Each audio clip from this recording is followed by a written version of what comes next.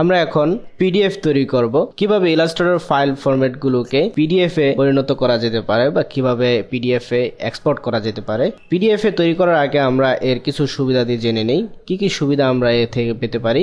প্রথমেই রয়েছে বিভিন্ন জায়গায় ফাইলগুলোকে ওপেন করতে পারি অ্যাডোব রিডার সাহায্যে, যা নাকি অ্যাডোব কোম্পানি ফ্রি দিয়ে থাকেন এই সফটওয়্যারটি। তারপর রয়েছে আয়তনে এর আকার ছোট থাকে, সহজেই কিওয়ার্ডের সাহায্যে খুঁজে বের করা যায় ফাইলটি। যেমন আপনি কখনো যদি ইন্টারনেটে অ্যাডোব পিডিএফ ফাইলগুলোকে খুঁজতে যান, সেই ক্ষেত্রে শুধুমাত্র কিওয়ার্ড ব্যবহার করে পিডিএফ ফাইলগুলোকে খুলতে সক্ষম হবেন।